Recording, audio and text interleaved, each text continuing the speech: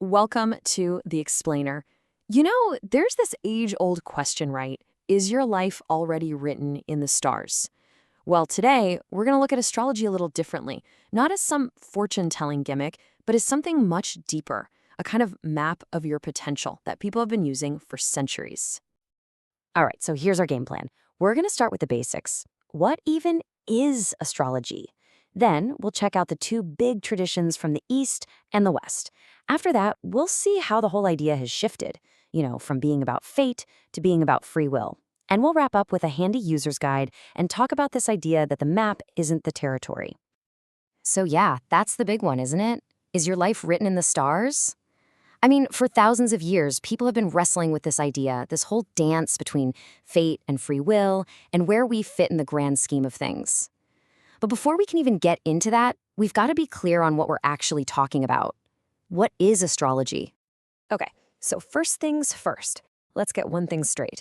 This is about way more than just your daily horoscope in the back of a magazine. At its heart, real astrology is something much older and way more complex. Think of it as a symbolic language. The whole thing is built on this one core principle: as above, so below. It's a pretty cool idea. Imagine the entire cosmos is like this massive, intricate clock. And then you're like a tiny, perfectly crafted watch. Now, the big clock doesn't cause the little watch to tick, but they both follow the same fundamental principles of time, right? They mirror each other.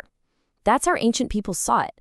They weren't looking for the planets to make things happen, but to find meaning, to see the patterns reflected down here on Earth. And that leads us to this quote from Sue Tompkins, which I think just nails the modern take on astrology. She says, "The birth chart is basically a map of life's potential. You have a certain degree of free will, but your choices are also limited by the scope of the map. See? It's not a script that says you will do this. It's a map.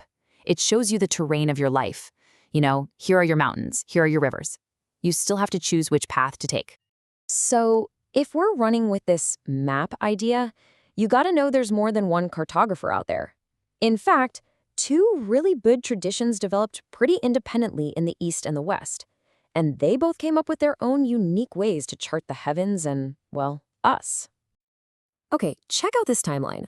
What's super interesting here is that Western astrology's roots go way, way back to ancient Babylon. But the big Chinese system, Ziwei Doshu, is actually much younger. It came out of Taoist traditions during the Song dynasty. And another cool thing, you can see how Western astrology has kept evolving. Every time we discovered a new planet, Uranus, Neptune, Pluto, the system actually grew and expanded its symbolic language to include them. It's not static. All right, so we know they develop differently, but how do they actually work? I mean, what are the nuts and bolts? They both have the same goal: mapping out our potential. But man, the way they go about it is completely different. This table breaks it down really nicely. Just look at the foundation row for a second. Western astrology, it's all based on things you can actually see in the sky, the real physical planets. But Chinese Ziwei Doshu, it's totally different. It uses these complex calculations to create over 100 virtual stars. So right there, you see this huge philosophical divide. One system is looking out at the cosmos, and the other is looking in at an abstract, symbolic system.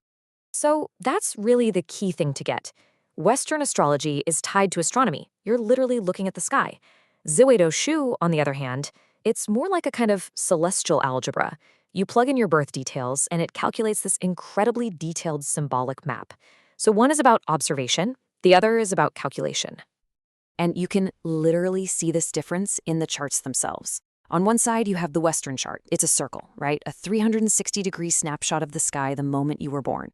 And on the other, you've got the Ziwei Doshu chart, which is a square grid. It's like this logical filing cabinet for your life, with 12 palaces and all those calculated stars neatly organized inside. Okay, so here's where it gets really interesting. Even though they're built so differently, both of these traditions have actually started moving in the same direction lately. They're both shifting away from this old school idea of this is your fate, deal with it, and more towards something that's, well, more psychological and a lot more empowering. So in the West, you see this with quotes like this one from Sue Tompkins. She says the job is to uncover the inner truth and that we must take responsibility for the decisions we make. So the astrologer isn't a fortune teller anymore. They're more like a guide helping you read your own map so you can make better, more conscious choices. And it's not just in the West. You hear the exact same thing from Eastern masters like Wang Tingji. He points out that the same chart can lead to totally different outcomes depending on your background, your culture, and most importantly, your own effort. So destiny isn't some fixed point you're hurtling towards. It's more like a range of possibilities, and your choices matter. Okay, so if these are tools for self-awareness and not crystal balls, how are we supposed to use them? How do you engage with this stuff in a way that's actually helpful and not, well, kind of harmful? Let's go over a quick user's guide. All right, here are a few really important guidelines. Number 1, and this is probably the most critical, beware of anybody who gives you absolute predictions. That's a huge red flag. A chart shows potential, not a locked-in fate. Next, look for repeating themes. You might hear this called the three-legged stool rule. The idea is that one single element in a chart doesn't mean much. You need to see a pattern, multiple things all pointing in the same direction. The whole point here is self-awareness, not fortune-telling. And remember, your life is complex. Avoid those simplistic, this star is good, this star is bad interpretations. Your choices and your environment are a massive part of the equation. And all of this, it all comes back to that one central idea we started with. Seriously, if you remember just one thing from all of this, make it this metaphor. The map isn't the territory. A chart, it doesn't matter if it's Eastern or Western, shows you the terrain. It shows you where the mountains are, where the rivers flow. It's the landscape of your strengths and your challenges.